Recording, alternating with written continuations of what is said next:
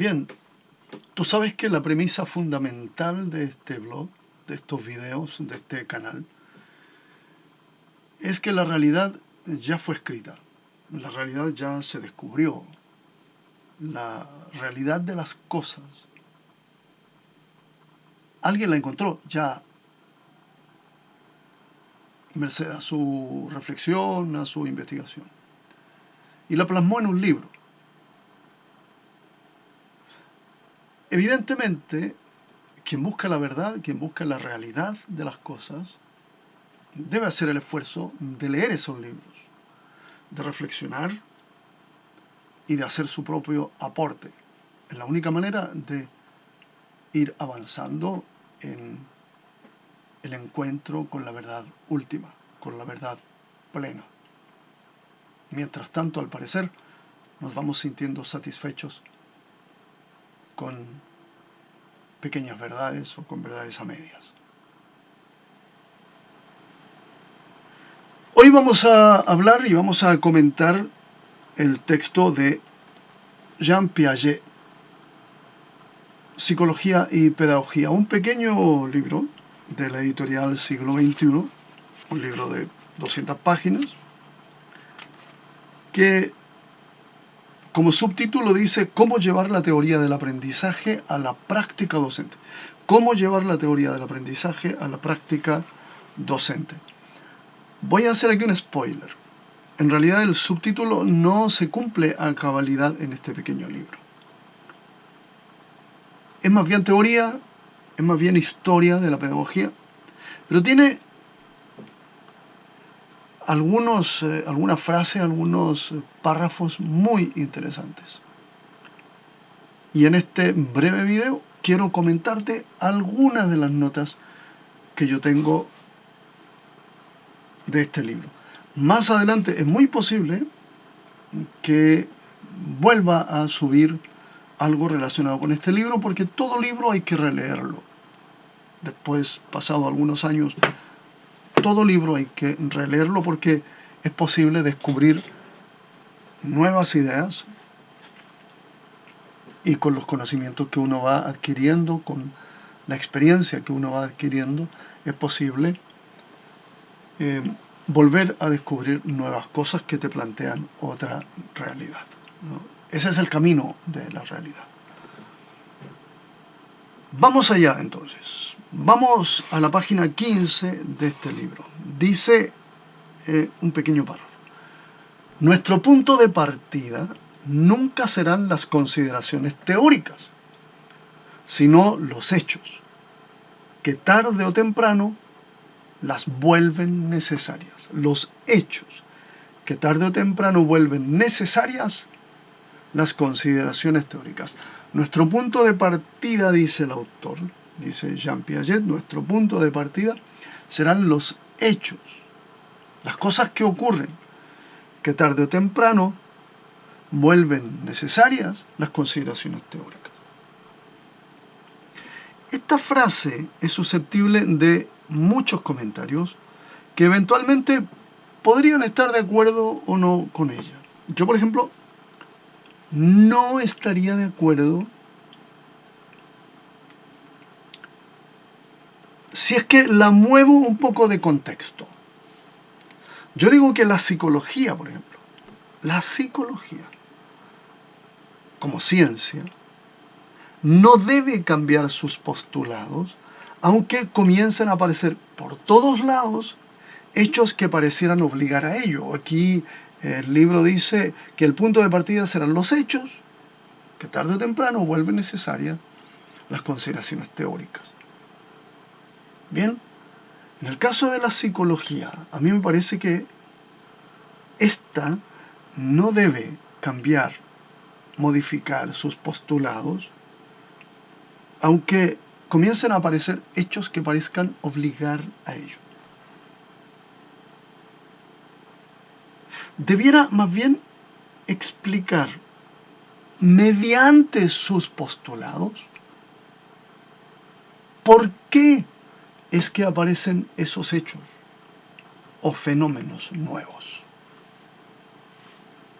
y no obligarse a cambiar sus postulados por la aparición de aquello.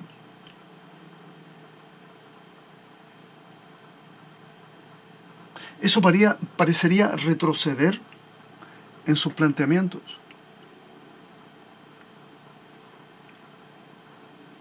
Rendirse a no explicar los hechos. Rendirse a ellos. Y no buscar la explicación con sus postulados o con otros a la aparición de esos hechos. Si cambia y abandona sus primeras consideraciones, entonces podríamos decir que está a merced de otras fuerzas y que es servil a ellas.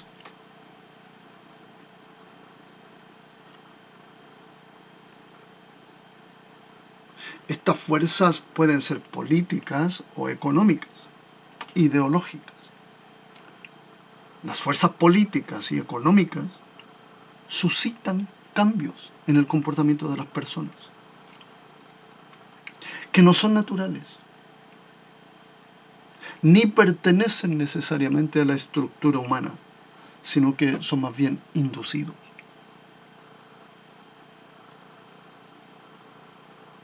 Estos cambios no son necesariamente profundos, ni permanentes. Pero si alguna fuerza toma estos cambios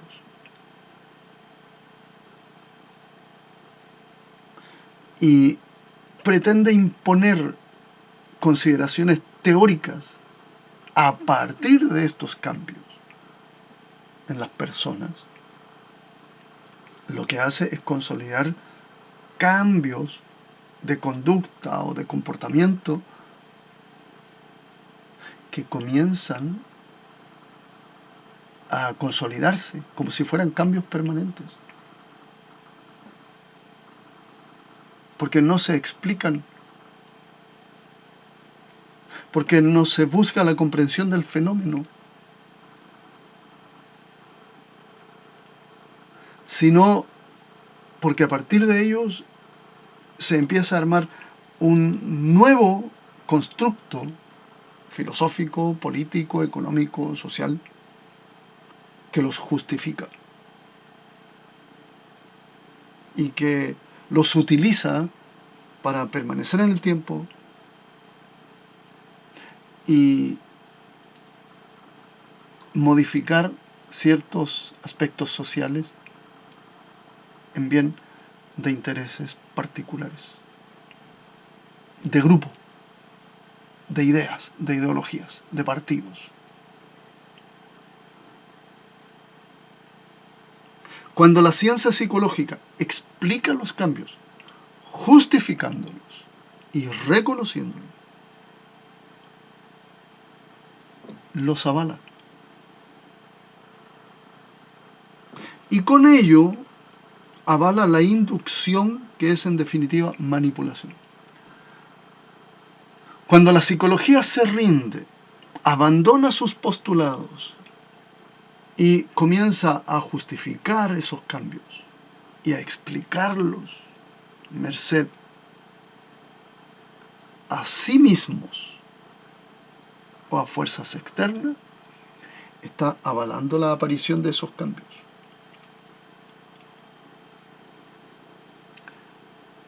Y avalando la manipulación que quiere inducir a la aceptación de ellos. Sobre todo manipulación de masas.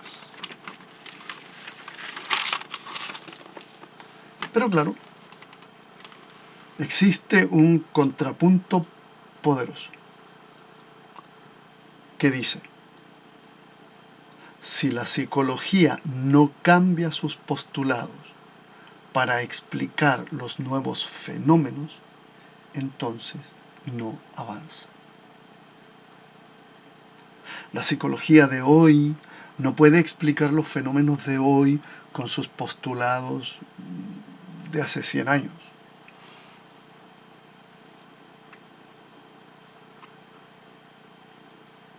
Entonces aquí se nos arma un quiebre de caminos, un nudo. La psicología entonces, para salvar este nudo, debe estar atenta a identificar si los cambios son naturales, son evolutivos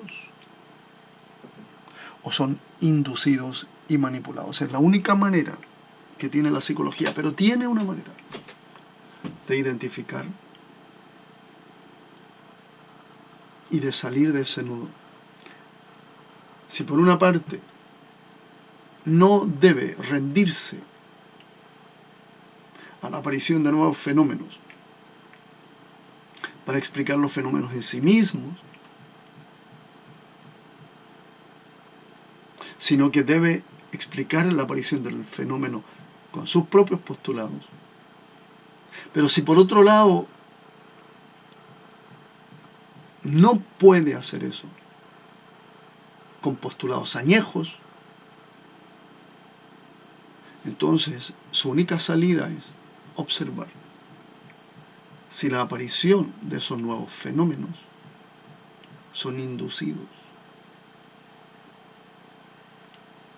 o son naturales. En ambos casos puede rescatar sus postulados y observar si con ellos puede explicar el fenómeno y cuánto del fenómeno puede explicar. Pero no rendirse, no ser servil a la aparición de estos nuevos fenómenos.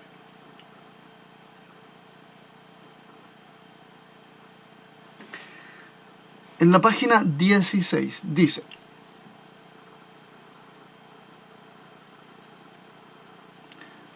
como una pregunta, ¿y la cultura que tiene importancia en un individuo específico siempre es esa que resulta de la formación escolar? Aunque luego del examen final el individuo ya no recuerde en detalle los conocimientos adquiridos. Esta es una cuestión que siempre se discute y se defiende a la hora de querer destacar el valor y la necesidad de la educación escolar de los colegios y escuelas. Hay un movimiento de educadores que señala que la educación escolar, la educación formal, el ingreso a las escuelas,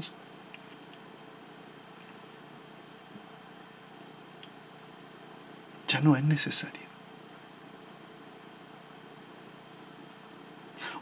O hay que modificarla radicalmente. No puede continuar como está.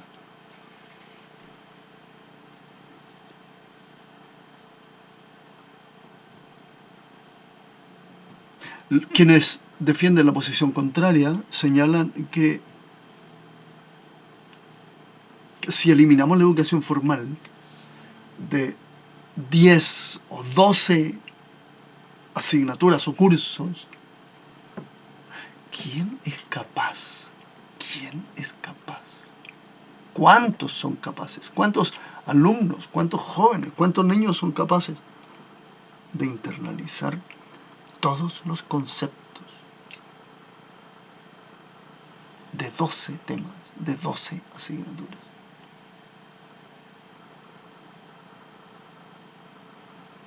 Pero en fin, si eliminamos eso,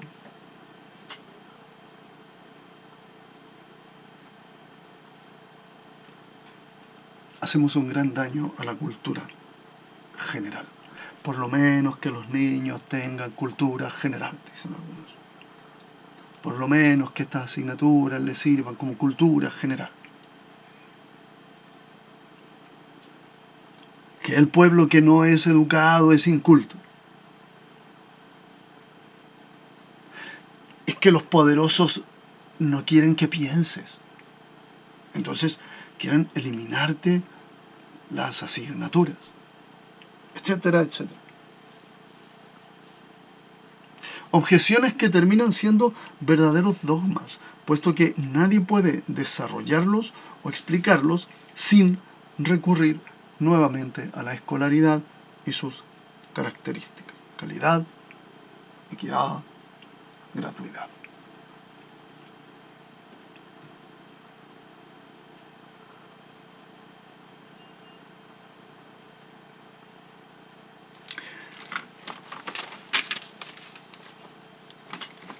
Hasta aquí, el libro se ocupa de relatar historia de la pedagogía, de las universidades pedagógicas, de las experiencias escolares, dando ejemplo de lo ocurrido en distintos países y épocas. El cuestionamiento central que mueve la exposición hasta el momento es la ya clásica pregunta del ¿por qué la educación carece del prestigio como para suscitar ocupación científica seria, especializada, de calidad? Al modo de otras disciplinas, como, y aquí también la comparación es clásica, como la medicina. ¿Por qué la medicina sí suscita investigación seria, investigación científica, y avanza?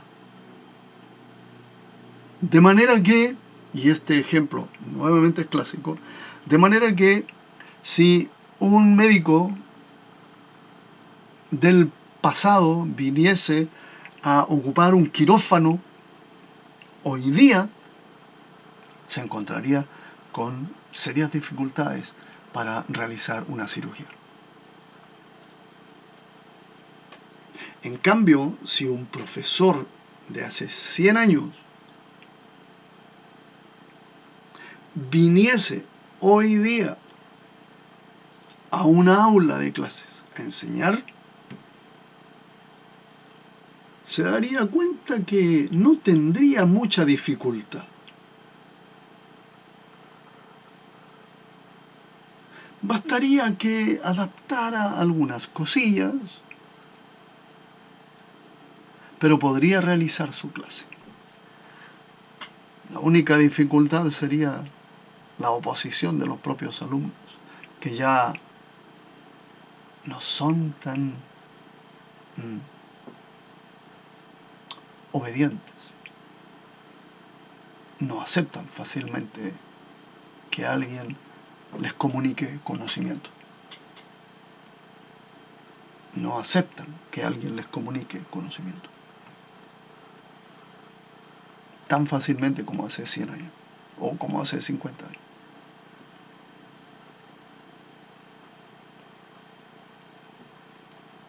En la página 29, otro párrafo interesante.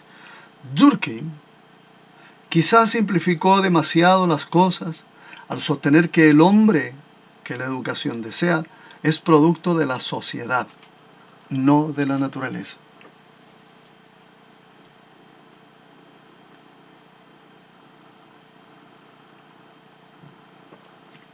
Y volvemos a la manipulación. La sociedad, o sea, las estructuras económicas, las estructuras políticas, las estructuras familiares, quieren un hombre, un ser humano que produzca, que trabaje.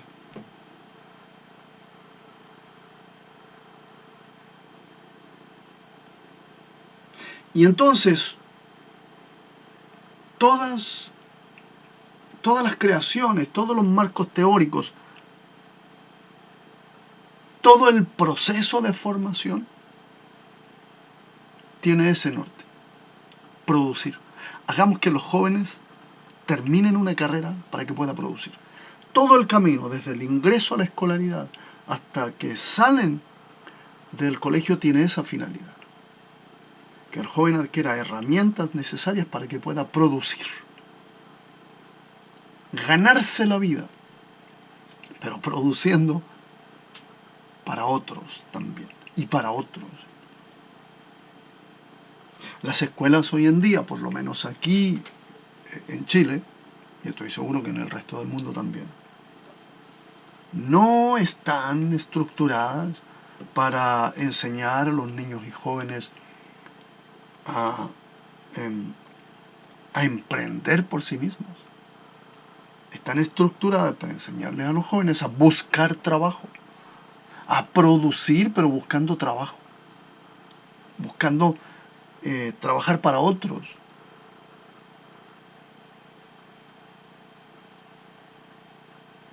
Y esto que acaba de decir Durkheim,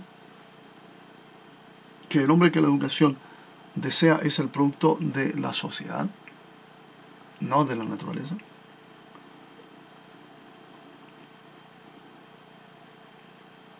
Es una forma de ver el objetivo de la educación. Y en este caso ya todo, una vez más, empieza a depender del punto de vista de quien está involucrado.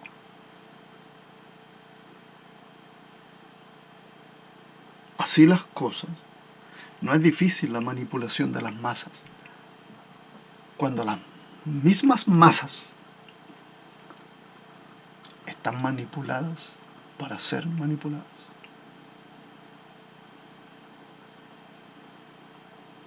El sistema educacional es el más vulnerable de todos los sistemas.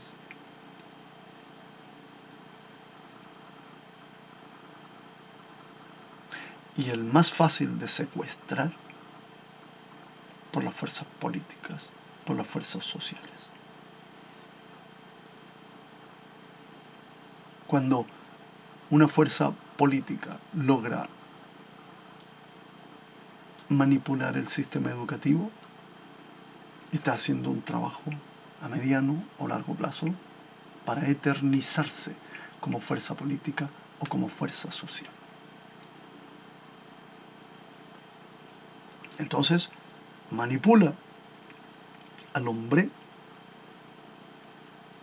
manipula al joven, manipula al niño, para llevarlo en la dirección en que esa eternización de sus ideas se pueda lograr.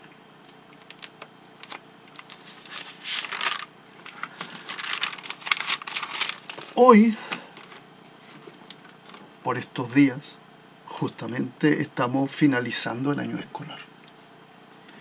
Y si tuviéramos que hacer una especie de resumen que caracterice la educación formal de este año, diríamos fracaso.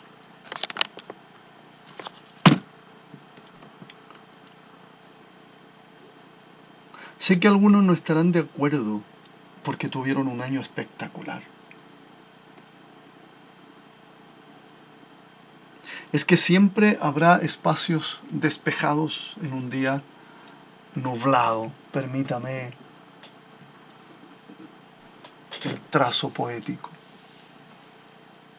¿Cómo no va a ser espectacular para un joven o para una familia que estaba a punto de repetir el año y que al final se salva porque hizo un collage? Hizo un trabajo de recortes para pegar laminitas. O hizo un trabajo por alguna aplicación de internet y le pusieron una buena nota y con esa única nota se salvó después de no haber hecho nada. Durante todo el año no hizo nada, pero le ordenaron al profesor que hiciera algo para salvar a ese alumno. O quizá la coordinadora, lisa y llanamente, le cambió notas sin la anuencia de la profesora, a quien termina despidiendo. Ocurrió en mi ciudad, ocurrió aquí en Puente Alto.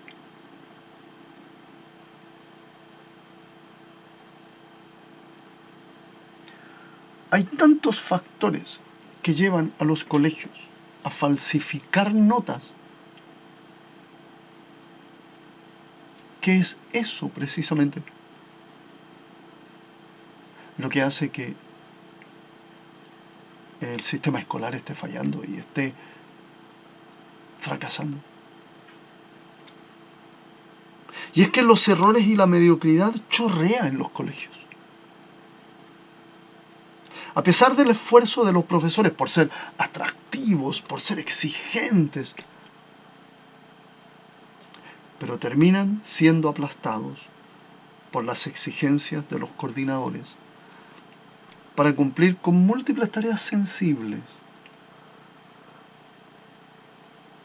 Y las clases pierden riqueza y terminan convirtiéndose en una tortura. Pero ¿cómo mejorar todo esto? Hay una manera. Y una manera que